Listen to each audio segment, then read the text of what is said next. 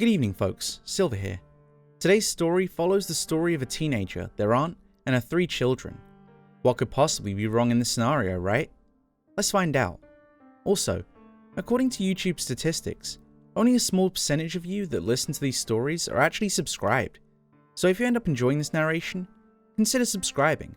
It's free, and you can always unsubscribe later. With that, enjoy the story. 5 long years had passed since I'd seen any of my cousins. The last time I saw them was when I was only 8 years old. I'd skipped gaily around their little house, singing my favourite songs and playing games with the 6-year-old twins. This playtime, however, was consistently tainted by the gloomy presence of my Aunt Clarissa, who always used to scare me as a child. With her sharp chin and stormy eyes, she seemed the perfect flesh and blood representation of a living witch. My Aunt Clarissa was always a perfectionist, a taskmaster who held on to the firm belief that everything in her life should be perfect, or as close to perfect as humanly possible. She cared so much about faultlessness that you would have thought the whole world would have been thrown out of orbit if something in her life would go wrong. The one thing my aunt cared about the most was her children. The 2 little angels who kept her heart beating and air pumping in and out of her lungs. As such, she was incredibly protective of them. Whenever I would try to play tag, hide and seek, monkey in the middle, or anything of the sort really, she would be hovering over us, with her dark grey eyes flashing. She would always say, "Now Jared, don't you ever play too rough with Simon or Eloise. If anything were to happen to them, I'd wear you out." I always tried to dismiss these threats as being nothing but empty. My own aunt, frightening though she was, wouldn't dare put a hand against me when my own mother was also present in the house, would she? One way or another, I never dared to find out. I'd always managed to tread lightly when cavorting with my cousins, for fear of what my Aunt Clarissa might do. I also had an uncle, Wayne, but he was often overwhelmed with his work as a businessman, and it was rare that he would descend from his office to be in our company. He was a shy man who seldom spoke, but had a great bellowing laugh that broke free whenever he found something humorous. There are only wisps of a memory that I can recall of him, such as him donning his head when it came time to say a prayer before we ate, or the way he always absent-mindedly rubbed his stubble when he was in deep thought. My family and I used to visit our cousins all the time back at my old house. We lived only 30 minutes apart from each other, so it was often that we dropped by, if only to say hello and catch up on the goings-on in life. Then, my dad got a job offer in Virginia, and it was a long time before my family or I set foot in North Carolina, let alone the minuscule town of New London. I do remember feeling happy at the very least, for my Aunt Clarissa as we left, despite disliking her. She was about to have another child, and her happiness had reached a peak that I didn't even know existed. Her eyes weren't as stormy as they usually were, and the last time we went to visit to say goodbye, she seemed unusually content. 3 was the perfect number. 3 perfect children. This was all Aunt Clarissa had ever wanted. We all moved to Norfolk, and 8 months later, the big news came. Aunt Clarissa had delivered her baby. She sent us a letter fueled with obvious excitement for her newborn, who she decided to name Mallory. Now I'm 13 years old, and I still remember thinking how odd it was that Aunt Clarissa hadn't sent us a photograph of her infant child. The years whisked by like sand in the wind, and the more time went by, the less contact we had with our cousins, Aunt Clarissa and my Uncle Wayne. Then, finally, we were invited over to their house for the holidays. My mother, who missed her older sister dreadfully, readily agreed to visit, and my father, seeing how eager my mother was, consented for a weekend-long stay. After a day-long car trip, we finally got to the familiar residence of my aunt, uncle, and their 3 children. We all approached the steps, laughing and talking amongst ourselves, before my father reached to the door and knocked. There was no immediate response. A full minute later, we were standing there awkwardly, fidgeting and stealing glances at each other. Then, the door abruptly slid open about a foot. The face of an 11-year-old boy appeared from inside the house. His white blonde hair hanging over his baggy green eyes, which flitted around, taking in our every detail. His jaw finally quivered slightly before he said to us, "Come in, please. It's so nice to see you all." After 5 years, Simon had definitely changed. No longer was he the playful and energetic boy that I used to know. He was now more sullen, as if he'd been constantly bullied and expected nothing but contempt from everyone. My mother wasted no time, smiling and gushing. "Why, Simon, come here and give me a hug." Simon allowed himself to be embraced before leading us all inside, where we were greeted by Aunt Clarissa. She smiled, saying, "Hello everyone, it's been far too long," before spreading her arms and coming forward to give us all hugs. She commented on how much I'd grown and asked if I'd taken care of my parents. I smiled uneasily and replied that I'd done the best I could. I looked hard at Aunt Clarissa, taking in how she had changed, or more accurately, the lack of how much she had changed. There were grey streaks in her otherwise blonde hair, but that appeared to be the only major difference. I asked her if we could expect to see Uncle Wayne, and she responded by saying that she had unexpectedly had to leave on an important business trip and couldn't be there to see us. This in itself was nothing all too surprising, and I thought nothing of it. She led us into the dining room, where Mallory and Eloise had already sat down. My mother crooned over Mallory and introduced herself while Dad commented on how much Eloise had changed. Mallory didn't look at all like the rest of the family. Her hair was a dirty blonde, and her eyes were not green or grey, but instead a light blue. I didn't really talk to her, but instead focused on Eloise, who had grown much older and prettier than I had last seen her. She barely remembered me, but I was still able to make small talk with her. I noticed she had grown to be wary and suspicious of others, as if someone might try to slip a knife in her back at any moment. When I asked her if she and Mallory got along, she flinched, as if she just heard a gunshot from outside. The only members of the family that seemed somewhat normal were Aunt Clarissa and Mallory. Mallory was happily eating away at steamed carrots, and Aunt Clarissa was on a chair with a pleased look on her face, as if proud of her perfect children. She looked down at Mallory with such adoration and motherly love that you could practically sense the strong emotions Aunt Clarissa had for her. There was definitely tension in the air, as if there'd recently been a fight between Aunt Clarissa and her kids. I decided that I would ask Eloise about it after dinner. I met up with her in the living room and sat down.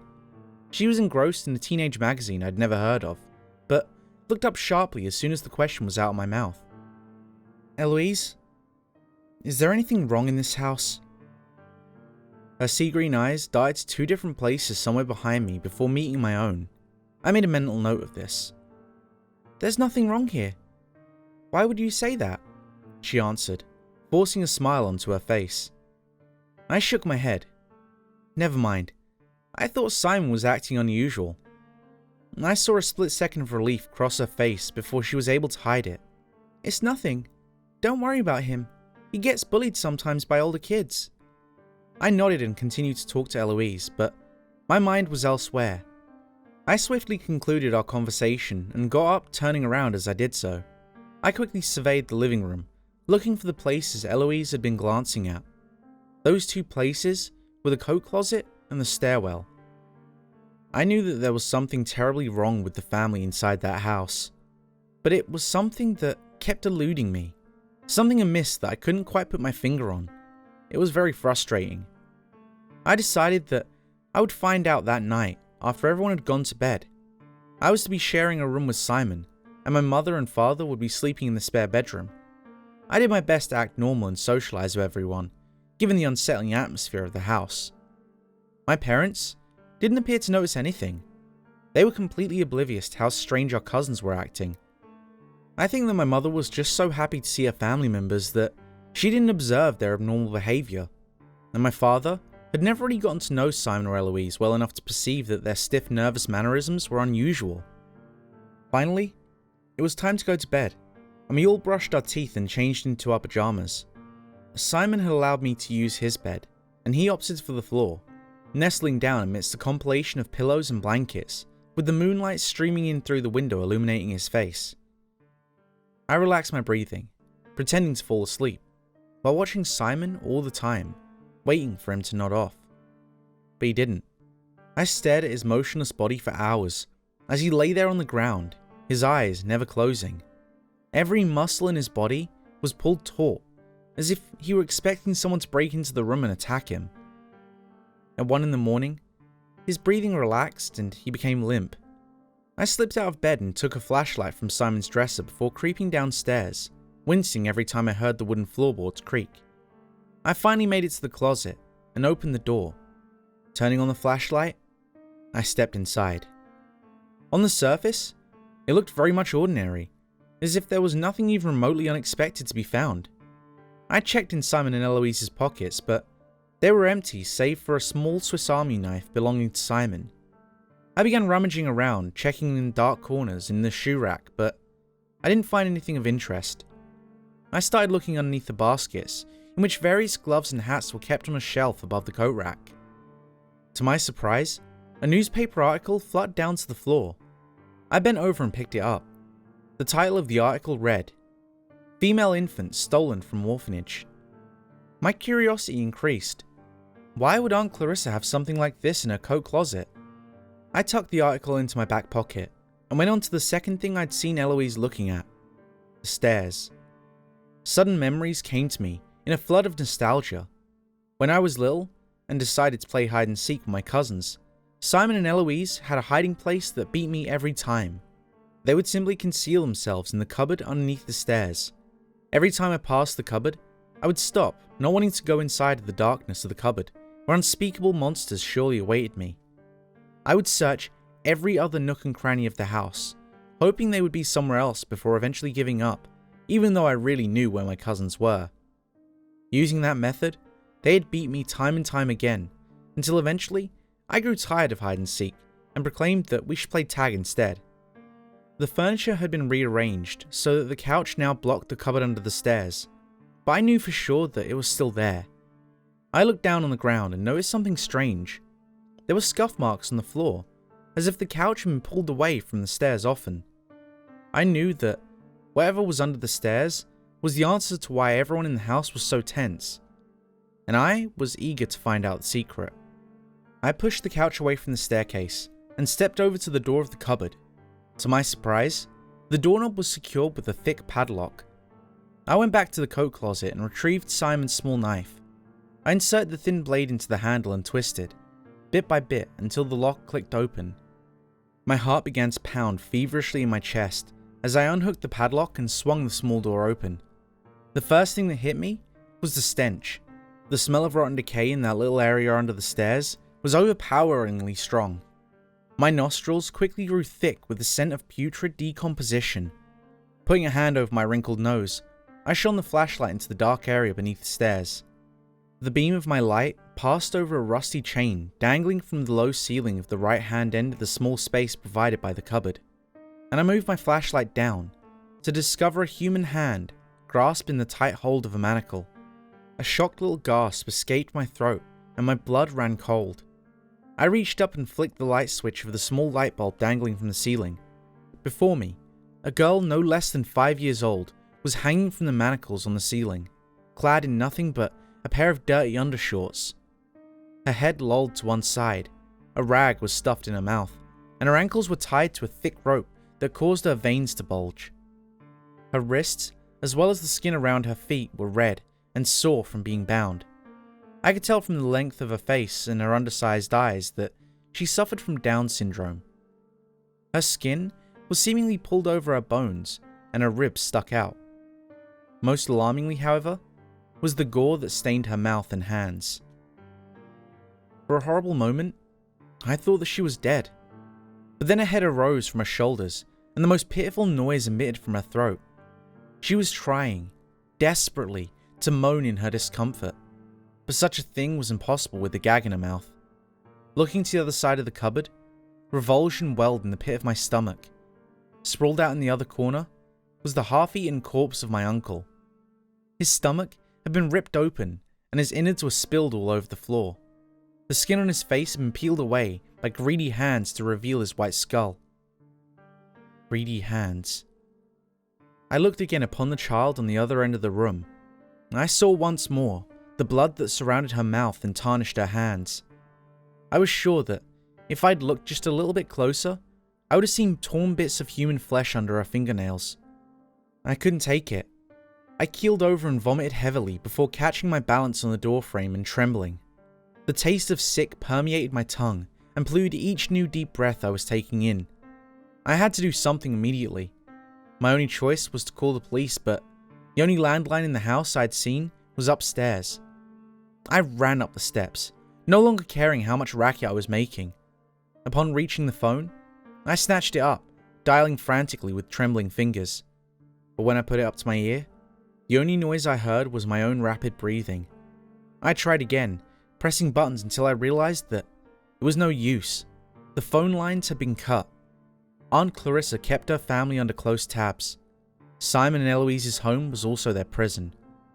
All of a sudden, from downstairs I heard the most terrible sound. It was a loud female shriek that pierced the night and grated my ears. That's when I realized I'd left the door under the stairs open and the light on. I then heard the quick footfalls of someone running and the front door being slammed shut. I scrambled to my room and used my cell phone to call the police. I later found out what had happened through Simon and Eloise, who explained their entire ordeal at the local police station. It turned out that Aunt Clarissa, as the perfectionist I'd always known her to be, could not possibly allow for a child to have Down syndrome. She had, in short, spiraled into insanity, stealing a new baby from a nearby orphanage. She stole the child I knew as Mallory, but Aunt Clarissa didn't have the heart to kill her own creation, even if her baby was marred. So, she kept her child hidden away under the stairs, while being with her perfect family. However, my uncle had opposed my Aunt Clarissa, so she had gotten rid of him, and used his body to feed her hungry little secret under the stairs. I will never forget this. Every night when I climb into my bed for the rest of my life, I will remember the horrible half moan that poor girl had choked out. When I close my eyes, I will see the mutilated corpse of my uncle.